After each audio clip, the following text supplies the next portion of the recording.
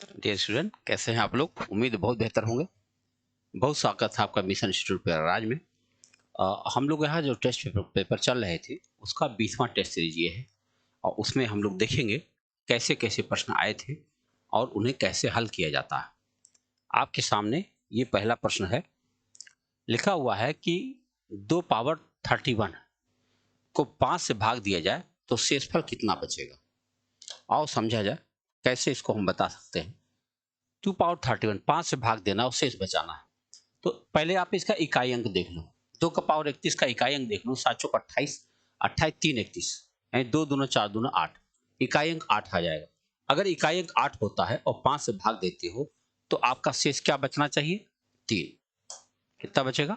3 बचेगा। तो ये आपका सवाल हो जाएगा। देखो कितने आसानी से इसका उत्तर बन गया। आइए बढ़ते हैं अगले प्रश्न की तरफ। अगला प्रश्न हमारे सामने आएगा, ये रहा। देखो इस सवाल का जवाब ढूंढना है। लिखा 1 धन 1 बटा 1 धन 1 बटा 1 धन 1 बटा 1 धन 1 बटा 1 धन 2 बटा 3। तो इसका उत्तर हम ढूंढेंगे, कैसे ढूंढेंगे आओ देखते हैं। तो अगर हम लगाएं इसको तो ऐसे करेंगे, नीचे से हल किया जाता है। 2 एकम 2 3, 3 एकम 3 तो 5 बटा 3, 5 बटा 3 यहाँ 3 बटा 5 हो जाएगा और यहाँ से यहाँ तक खत्म हो जाएगा। 5 एक के 5 और 3 8 बटा 5, 8 बटा 5 क्या बन जाएगा? 5 बटा 8 और यहाँ से यहाँ तक खत्म हो जाएगा। 8 एक के 8 5 13 बटे 8, 8 बटा 13 हो जाएगा और 13 के 13 और 8 21 बटा 13, 13 बटा 21 हो जाएगा। हो जाएगा। देखो 13 और 8 21, 21 एक 21 और 13 34। हाँ 34 बटा 21 कहीं दिख रहा? ये देखो 34 बटा 21 आपका उत्तर बन गया। तो आप देख सकते हैं सवाल एकदम सामान्य है।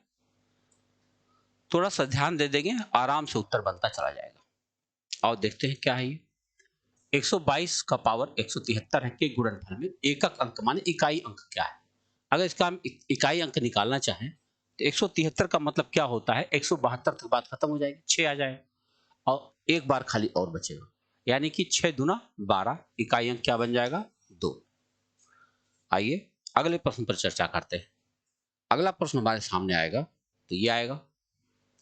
अगला प्रश्न हमारे पास ये है। देखो ये क्या लिखा है।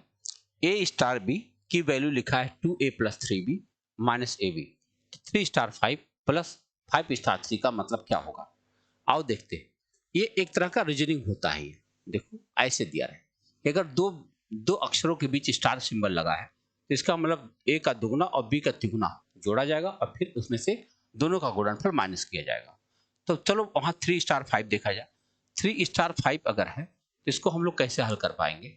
ए का दुगना है 2 तिया 6 प्लस 3 पचे 15 माइनस 5 तिया 15। तो काटेंगे, दोनों कट जाएगा, खाली 6 आ जाएगा और प्लस 5 स्टार 3 है। 5 स्टार 3 देखेंगे तो ये होगा 5 का दुगना 10 और 3 तिया 9 और माइनस 15। 19 में से 15 निकालोगे तो 4 आएगा और 6 और 4 जोड़ना है तो कितना आ जाएगा? 10। ये आपका उत्तर आ गया 10। आइए बढ़ते अगले सवाल की तरफ। अगला प्रश्न हमारे सामने ये लिखा हुआ है। ढेर सारी बड़ी बड़ी गिनतियां लिखी हैं।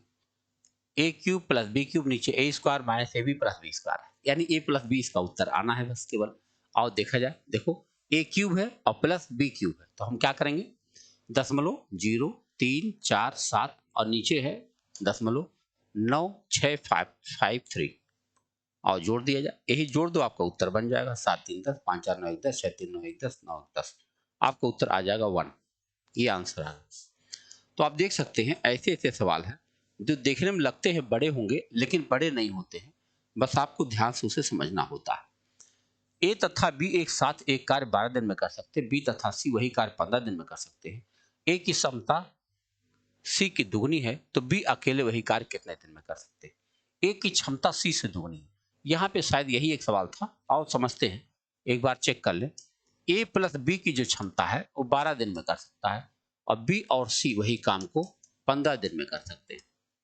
और फिर इन्होंने कहा है कि ए की क्षमता सी की दुगनी है, यानी ए बराबर 2c है। अच्छा, तो 12 15 का लघुत्तम 60 हो जाएगा। 15 चौके 60, 12 पचे 60। अगर हम ध्यान से देखो ए की जगह पे 2c लिख दें तो b प्लस 2c बराबर 5 हो जाएगा और b प्लस c बराबर 4 है। इसका मतलब c बराबर 1 आ जाएगा। अगर सी की क्षमता 1 आ जाएगी और बी की क्षमता 3 आ जाएगी, अगर बी की क्षमता 3 आ जाएगी तो ए की क्षमता 2 आ जाएगी। कह रहे हैं बी अकेले वह काम कितना दिन में कर पाएगा? बी की क्षमता 3 आ गई, 3 क्षमता से अगर इसको करेंगे तो भैया 20 दिन लग जाएगा। कितना दिन लग जाएगा? 20 दिन में अकेले वह काम कर पाएंगे। तो अब बहुत आराम से आप इसको सोचेंगे और कर ले जाएंगे। देखिए अगला प्रश्न ये है, वर्तमान में माया छाया की अनुपात का अनुपात 6:5 है और किंतु 15 साल बाद उनकी आयु कितना हो जाएगा? 9:8 हो जाएगी। तो मैं देख रखता हूं कि 6 3 9 और 5 3 8 यानी इनके अनुपात में 3 अंक की वृद्धि हो रही है और ये कह रहे 15 साल की वृद्धि हो रही है। 3 अंक माने 15 होता है तो 1 अंक माने 5 हो जाएगा, 1 अंक माने 5 हो जाएगा तो माया 5 6 के 30 की हो जाएंगी और ये 35 और कितना हो जाएंगे? 25 की। अब बताना क्या है? तदनुसार माया की वर्तमान आयु कितनी है? माया 30 साल की है। देखो हमने क्या किया, भी देखो ये तो भाग्य की बात है। अगर नहीं आता तो 6x 5x बना के लगाना पड़ता, लेकिन नहीं लगाना पड़ा। दरअसल ये सिपाही का सवाल है इसलिए नहीं लगाना पड़ा। अगर यही चीज शशि माया होता तो वो सीधे सीधे अनुपात नहीं दिया जाता, x जरूरी है लगाना। एक परिवार की आय व्यय का अनुपात 10:7 है, उस परिवार का व्यय 10,500 है तो उसकी बचत क्या है? अच्छा बताओ, हम देख रहे हैं आय और व्यय, व्यय हमारा 7x और ये कह रहे हैं इतना है तो उसकी बचत क्या है? बचत तो 3x है। बताओ इनके साथ अगर हम x लगा दें तो बचत तो 3x है। मैं जानता हूं 7x की वैल्यू दे रखी है। अगर 7x की वैल्यू दिया है 10,500 तो बताओ x की वैल्यू क्या है? 1500। तो 3x की वैल्यू कितनी हो जाएगी? 4500। कितनी हो जाएगी? 4500 और हमारा पहला विकल्प सही चला जाएगा। देख रहे हैं? अगले प्रश्न पर चर्चा करें। अगला सवाल हमारे पास ये रहा। अगर इस सवाल पर बात करें तो ये है, 20 लड़कों के समूह की औसत आयु 89.4 है तथा बाद में पता चला कि लड़के के भार भूल बस 87 या 78 लिख दिया। मापा था, शुद्ध भार क्या है? तो अगर 87 की जगह 78 नाप दिया था तो गलती हो गई। 78 में क्या मिला दें? 78 और 2 80 और 7 9 जोड़ना पड़ेगा और 20 लड़के। अच्छा आप ही बता दो, अगर 20 लड़कों को 9 रुपया दिया जाए, एक एक बच्चे को क्या मिलेगा? 9/20 यानी 9 में 20 से भाग दे दो तो दसवां लगाओ 0, 20 चौक 80 और 20 25 100, 45 पैसा और मिल जाएगा। अगर मिल जाएगा तो 89.4 पहले से था और इसमें से हमको 45 पैसा और मिल जाएगा तो ये हो जाएगा 85 यानी 89.85। आप देखो सवाल का लगाने का तरीका क्या है, कितने आसानी से इन सवालों को आप देख सकते हैं। आइए अगला प्रश्न आपके सामने ये रहा। ये लिखा, एक वस्तु का लागत मूल्य 800 रुपया, उसे बेचते समय निर्धारित मूल्य पर 10% छूट दी गई और 12.5% लाभ भी प्राप्त किया, तो वस्तु का निर्धारित मूल्य कितना था? अच्छा लागत 800 है। देखो सीपी है, एसपी है और एमपी। एमपी को निर्धारित मूल्य कहा जाता है। करें लागत मूल्य 800 है और 12.5% का लाभ प्राप्त किया। 12.5 मतलब होता है 1/8। 1/8 माने 100 रुपये का लाभ प्राप्त किया यानी 900 का बिका है और क्या परसेंट छूट दिया है? 10% छूट दिया है। 10% छूट दिया है तब 900 का बिका है यानी वो सामान कितने का रहा होगा? 1000 का। 1000 का 10% यानी 100 रुपया छोड़ दिया होगा। कितना आसान है सवाल, देखो बहुत ध्यान से समझो तो सवाल में कुछ करना नहीं पड़ा, आराम से उत्तर बनता चला जा रहा। अगला प्रश्न आपके सामने है, देखो लिखा हुआ है, एक व्यक्ति ने एक वस्तु 1500 रुपए में घोषित मूल्य के अनुसार उस पर 20% छूट प्राप्त करके खरीदी। उस व्यक्ति को कितने % अतिरिक्त छूट दिया जाए ताकि वो वस्तु 1104 की हो जाए? किन्नी छूट में? अच्छा बताओ, 1500 रुपया घोषित मूल्य के अनुसार 20% छूट है। घोषित मूल्य है 1500, 1500 पर 20% छूट दे दिया। 1500 का कोई सामान है, उस पर 20% छूट दे चुका है। अब कितना % छूट दे नहीं मालूम, 100 - x/100 और बराबर ये सामान हो गया कितने का? 1104 का। तो हमें बताना है x की वैल्यू क्या है। आओ काटा जाए। तो अगर हम 2 जीरो यहाँ से काट दें तो 20 चौक 80, 20 पचे 100 हो जाएगा और 5 से काटो 5 तिहाई 15 हो जाएगा और 12 से कट सकती है संख्या, बिल्कुल कट सकती है। 12 से काटो, 12 8 96, 96। अब 12 9 108 बिल्कुल करना चाहिए था। 12 9 108, 12 9 108, 12 दूनी 24, तो कितना गया? 92। 92 माने हुआ 8% यानी क्या परसेंट छूट दिया है, दूसरी वाली छूट क्या परसेंट की है, 8% की है। ठीक है, आइए अगले सवाल पर चर्चा करें। अगला प्रश्न हमारे सामने ये रहा। इसमें लिखा गया a बटा बी बराबर c बटा डी बराबर डी बटा ई बटा एफ बराबर 3 है, तो इसका मान बता दो। तो 3 बटा 1 हो गया ये, समझो। यानी अगर कहीं कहीं पर ए सी ई कहीं भी है उसको 3 मान लिया जाए, और जहां पे बी डी एफ है तो वहां 1 मान लिया जाए। तो आओ समझा जाए।